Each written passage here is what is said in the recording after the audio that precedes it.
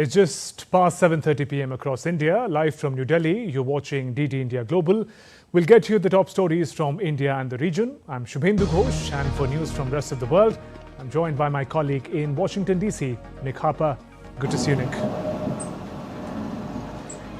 Hello, Shubhendu. It's 10 a.m. here in Washington, D.C. It's 3 in the afternoon across Central Europe. Coming up in the next 30 minutes, a second day of deliberations for the jury in Donald Trump's hush money case, and the UK Parliament dissolves ahead of a July election. We'll be live with our correspondents on both those stories. But first, the headlines. Ukraine sea drones hit Russian motorboats off occupied Crimea. NATO chief says the time has come for members to reconsider restrictions attached to use of weapons supplied to Ukraine. Former US President Donald Trump in court for the second day. Deliberations by the jury in the hush money trial continues.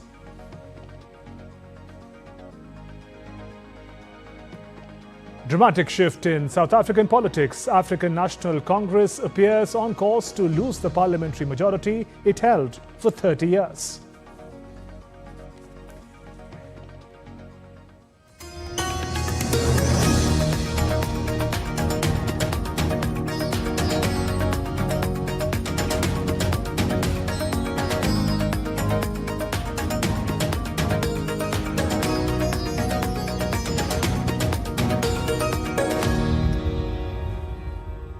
US Secretary of State Antony Blinken has said that a united NATO is more likely to deter aggression.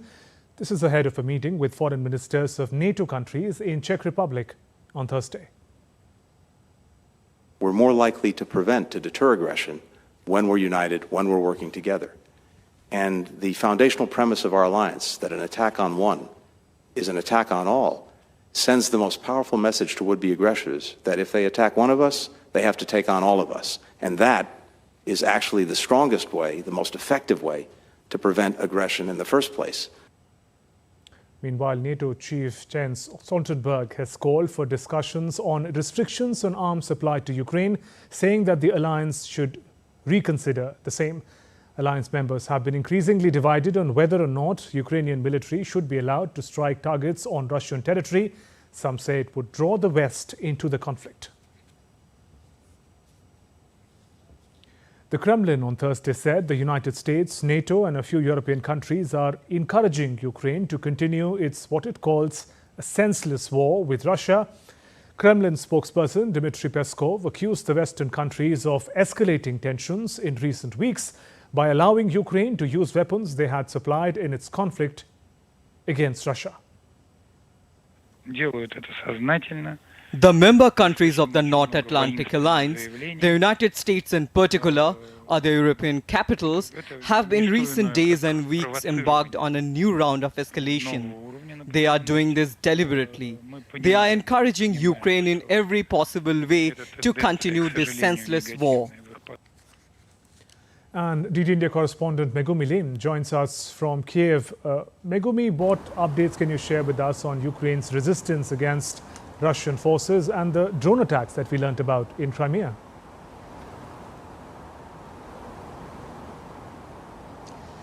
That's right. Ukraine has been very successful so far in striking at Russia's Black Sea Navy fleet, but also overnight, last night, Russian patrol boats, Ukraine's military intelligence agency said they were responsible for striking two Russian patrol boats with their V5 Magura V5 drones. They said the agency's Group 13 unit, which has been responsible for striking at Russian vessels over the past few months, were responsible for this attack. Now, Ukraine has been struggling on the battlefield, on the front lines, but in terms of attacks on the Black Sea and attacks carried out against occupied Crimea, Ukraine has been relatively successful. Now, however, on the battlefield, we are hearing reports that Russian troops are building up their forces in the northeast Kharkiv region. This is where Russian forces launched a ground incursion more than 2 weeks ago.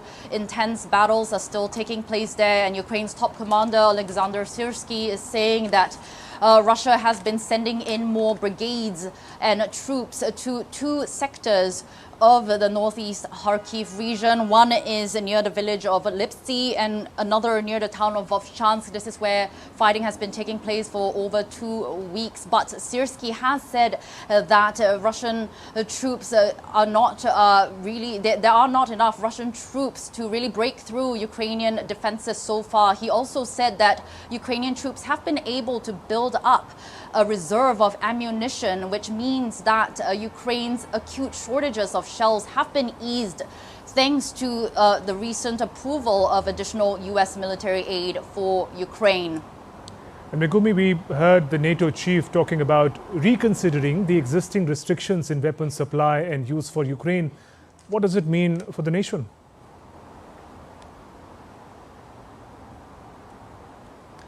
That's right. This is something Kiev has been urging allies for over the past few days, especially to lift restrictions on Ukraine, using Western-supplied weapons to strike at targets deep inside Russian territory. Ukrainian officials and also analysts have said that Russian forces were able to mount a ground incursion into the country's northeast, Ukraine's northeast, more than 2 weeks ago because Ukrainian forces could not strike at the buildup of Russian troops just across the border and also strike at the buildup of military hardware just across the border. So this is something that Kiev is hoping allies will change their policy on. So far, NATO Secretary General Jens Stoltenberg has voiced support, and he has also urged allies to lift restrictions. Countries like France and Britain has also supported this, but Ukraine's top weapons donors, countries like the United States and Germany, are still on the fence. But over the past few days, we have been seeing a shift in tone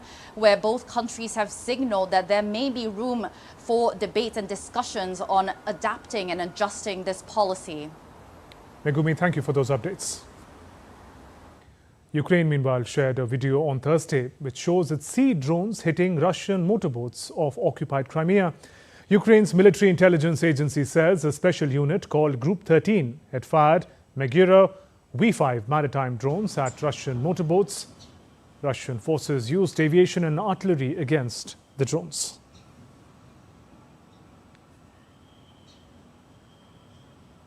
On to the next big story. In Donald Trump's hush money case, deliberations by the jury continues.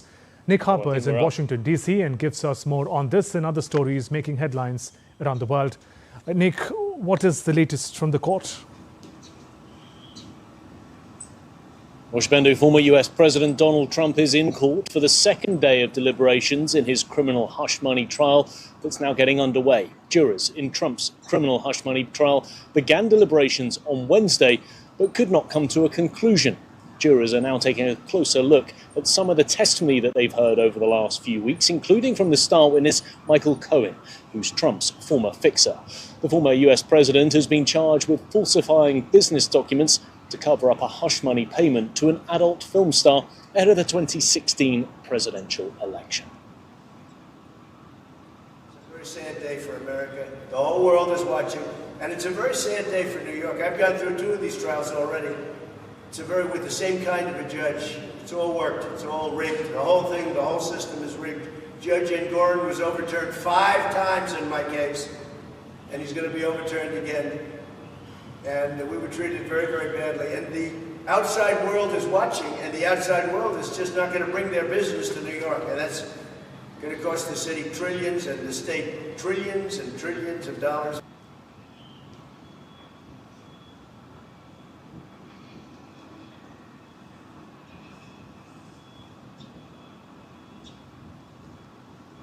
Well, India's Mitch McCann is joining us live for New York City on this. Mitch, what can we expect from the second day of jury deliberations?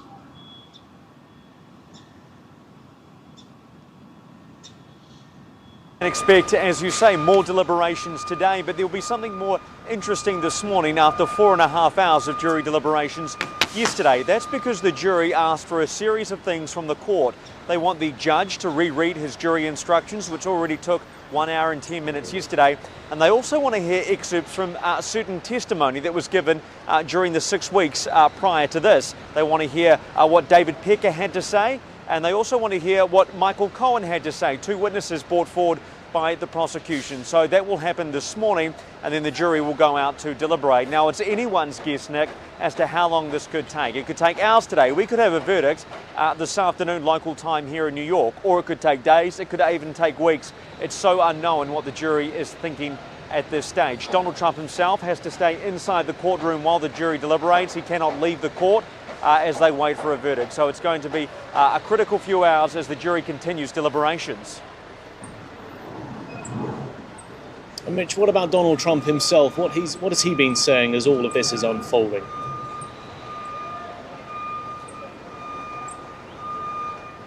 Well, as you might expect, Nick, Donald Trump is extremely unhappy, as he has been since the start of this trial, with what's been going on. He came out yesterday after the jury instructions were given to the jury, and he said after listening to it, even Mother Teresa wouldn't be able to beat these charges. He keeps calling it a kangaroo court and says it's a witch hunt, something he said since the start of this trial. Now, he spent plenty of time last night on his own social media app, Truth Social, Nick, where he said this was a kangaroo court. He again said it was a witch hunt.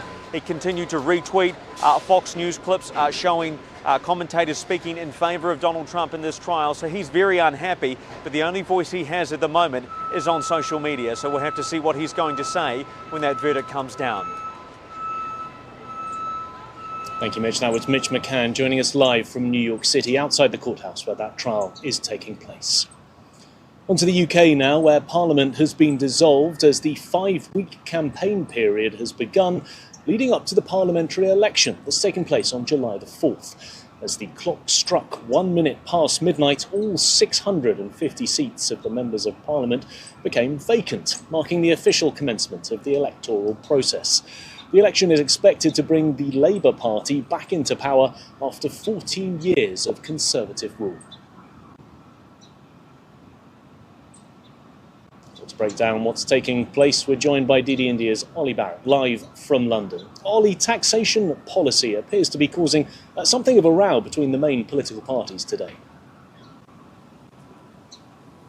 That's right, Nick, and the reason for that is that the Conservatives and their Finance Minister Jeremy Hunt accused the opposition Labour Party of planning a potential hike in VAT sales tax because they said they'd spotted what they thought was a funding gap in Labour Party spending plans. Now, the Labour Party have hit back, saying that they absolutely won't be raising VAT sales tax in the next Parliament if they become the government. That's led also to the Liberal Democrat Party, often the third party in British politics, saying that they also wouldn't raise VAT sales tax. And while all the major parties are accusing each other of having unfunded spending plans, there is the sense that the major parties might be boxing themselves into a corner in many ways when it comes to funding many of their plans if they are to be elected into government, because they're ruling out tax rise after tax rise after tax rise. Now, there are other issues at play on the campaign trail today. Mental health is something that's being talked about by the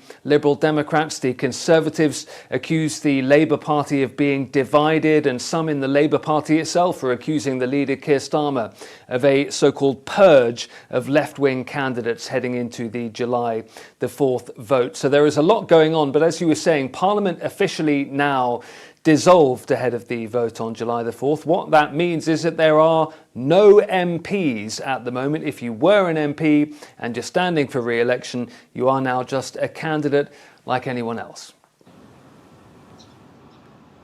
Ollie, thank you. That was Ollie Barrett joining us live from London. Well, next today, South Africa's ruling party, the African National Congress, appears on course to lose a parliamentary majority that it's held for 30 years.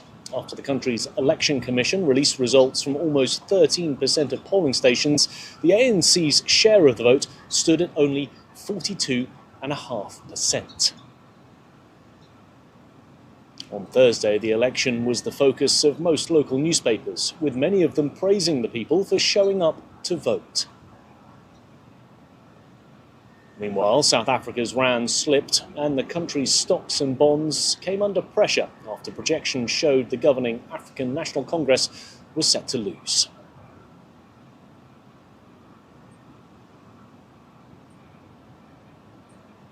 To the Middle East now, and Cyprus on Thursday said that humanitarian aid for Gaza continues to depart from the region by sea, while a key landing pier is being repaired.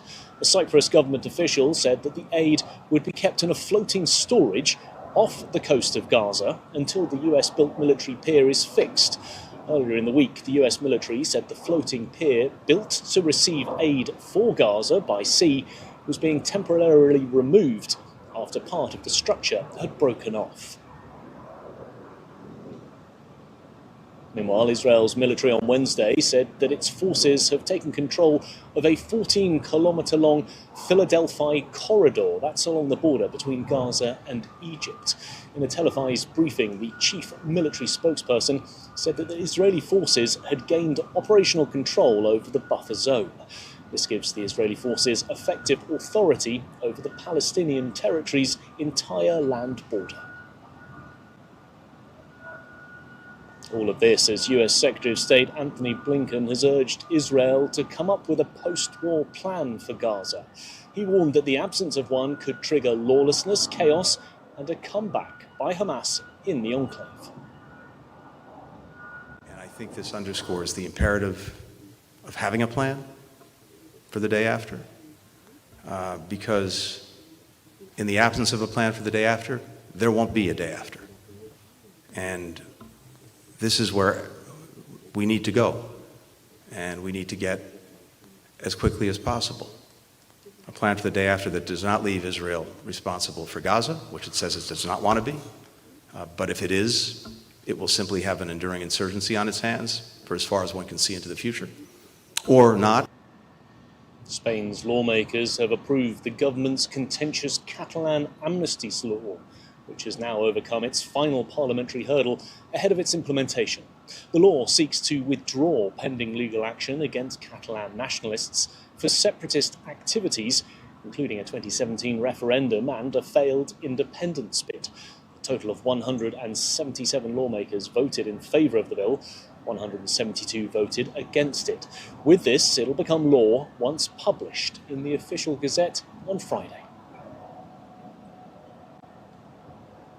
Well, the acclaimed worldwide artist is known for his witty street art, and now Banksy's private art collection has opened to the public in Toronto. The exhibit features around 160 artworks, including famous exhibits such as Flower Thrower, Girl with Balloon, Rude Copper, and his rare artwork, Mona Lisa. Curator and producer Michelle Busmar said Banksy's work inspires people, and visitors can connect their lives with the artwork. Well, Shabendu, that's it from me here in Washington, handing it back to you in the studio. Thank you, Nick, for those updates. And still to come on DD India Global. Chinese President Xi Jinping meets UAE President Sheikh Mohammed bin Zayed Al Nahyan on Thursday in Beijing.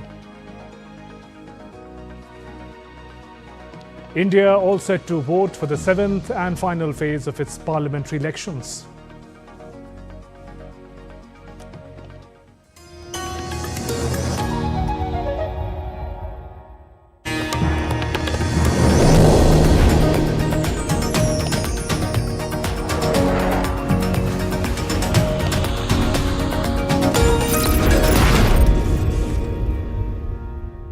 तुझे तगड़ा incentive मिला है। क्या plan है? सोच रहा हूँ government securities में इन्वेस्ट करूँ। बिल्कुल सही सोच रहे हैं आप।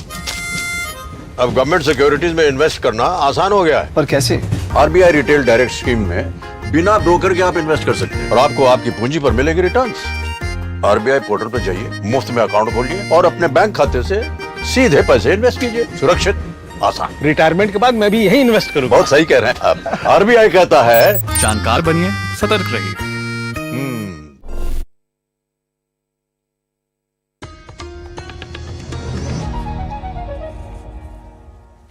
Welcome back. You're watching DD India Global. I'm Shubhendu Ghosh. Chinese President Xi Jinping met United Arab Emirates President Sheikh Mohammed bin Zayed Al Nahyan on Thursday in Beijing.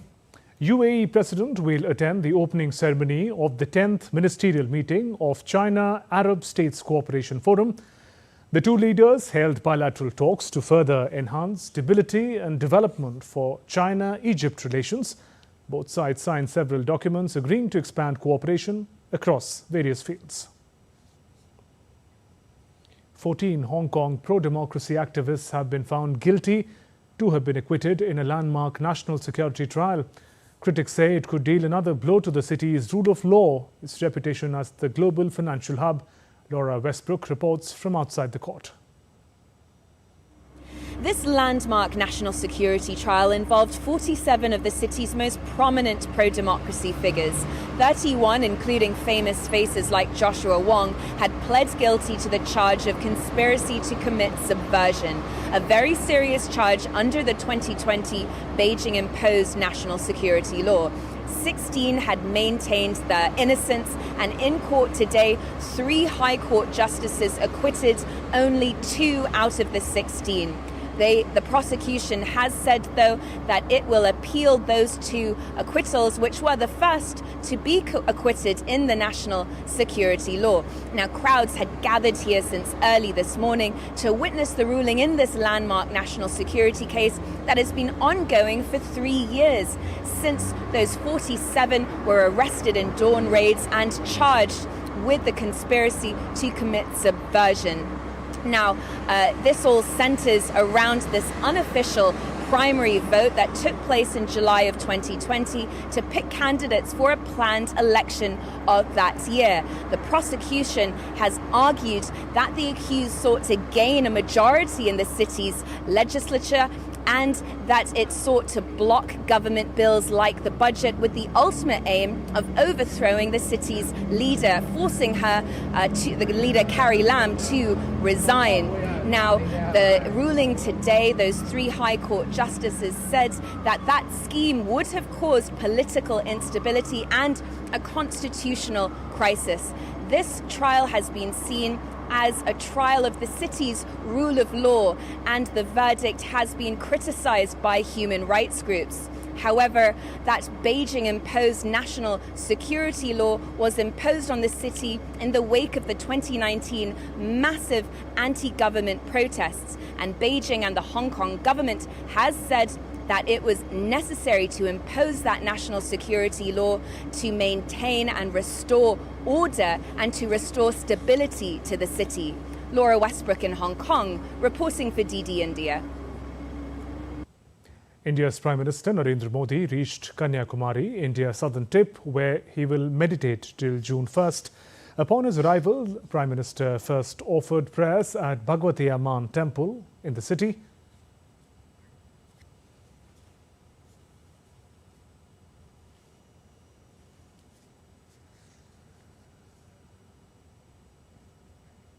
Later, he visited the iconic Vivekananda Rock Memorial to meditate at the Dhyan Mandapam. This is the same spot where Swami Vivekananda once meditated.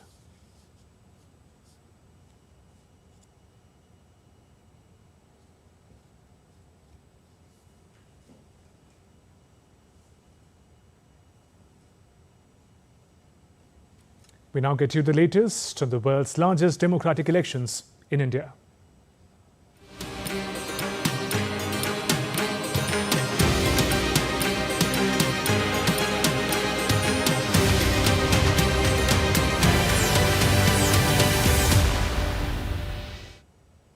India is all set to vote for the 7th and final phase of parliamentary elections. 57 constituencies across 8 states and union territories will vote on 1st June. The fate of 904 candidates will be decided in this phase of election. 13 seats each will go to the polls in Uttar Pradesh and Punjab, 9 in West Bengal, 8 in Bihar, 6 in Odisha, 4 in Himachal Pradesh, 3 in Jharkhand, and a seat in the union territory of Chandigarh. Talking about reports about Maldives' minister remarks on an FTA with India, a spokesperson said that New Delhi will look into it if Male is considering such a pact with India. On Maldives, we have seen some reports about the minister speaking about we offering an FTA. We haven't done so, but if Maldives, if they want to, if they come up with, if they are considering an FTA with us, we will surely look into it. Cheerful carnival music filled the air on Wednesday as Paris Champ de Mars Puppet Theatre performed their final show before it closes for the Olympic Games. Blue and pink lights illuminated the stage as the audience welcomed the crew with a roaring applause.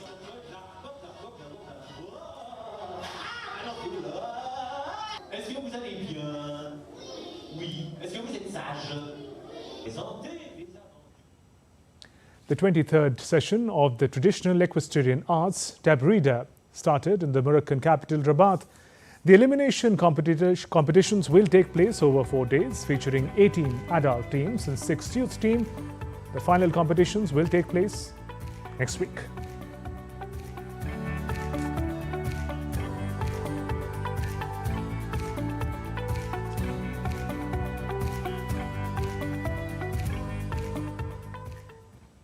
That's all for this edition of DD India Global. Let us know your thoughts on the news of the day. For those on the go, you can get all the latest news and updates from India and across the world on DD India mobile app. The app is available on both Android and iOS platforms. Scan this QR code on the screen to download now. We'll be back with more news as it breaks here on DD India. I'm Shubhendu Ghosh from all of us here in Delhi. Thanks for watching DD India Global. Namaskar.